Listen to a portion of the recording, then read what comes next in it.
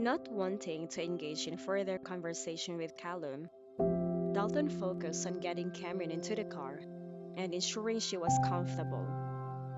He had no patience for squabbles with someone he considered a scoundrel. With Cameron safely inside the car, Dalton accelerated, leaving the vicinity of the York Corporation behind. Callum remained at the entrance, his eyes following the car until it disappeared from view. This brief interlude did not go unnoticed by the security guards on duty, who watched the vice president's action with curiosity. Callum addressed their unspoken questions, clarifying that Dalton was his future brother in law to avoid any baseless rumors within the company. Back in his office, Callum encountered Kevin, who was still present. Kevin held the bouquet of flowers and admired them for a moment, noting that the flowers at Cameron's shop were even more exquisite than those found elsewhere. He attributed that the shop's success not only to the beauty of the flowers but also to Callum's deep affection for Cameron, which drew customers who sought to please him or establish a positive connection with the future second young mistress of the York family.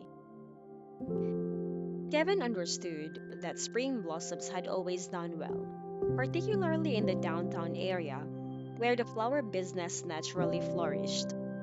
Holidays like Valentine's Day brought a surge in business, ensuring the shop's continued prosperity. However, the shop's recent growth was undoubtedly influenced by Callum's status and his affection for Cameron.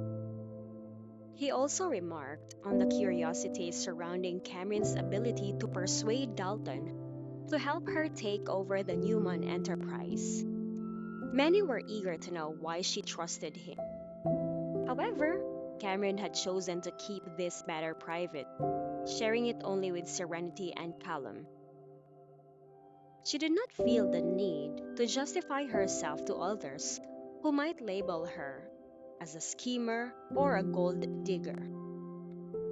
In contrast, Callum was fiercely protective of Cameron.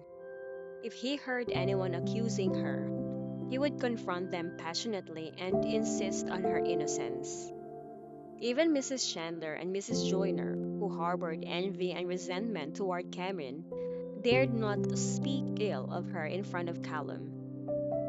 Her ability to win the favor of the second young master of the York family, despite her visual impairment, was a source of jealousy and bitterness for them.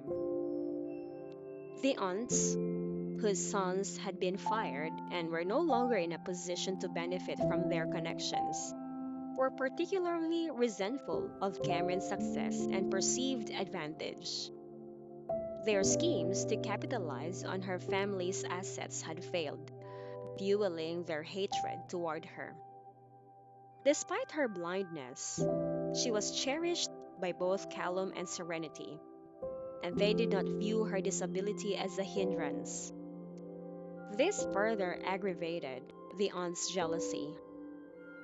Kevin assured Callum that he had not aided Cameron's business endeavors to accumulate favors or debts, as he had no intention of being indebted to those who resented him. After appreciating the bouquet, Callum set it aside and opened one of the boxes of snacks. He indulged in a sweet treat while sharing his preference for these particular dim sum. He acknowledged that Cameron had chosen these snacks because she was well aware of his taste.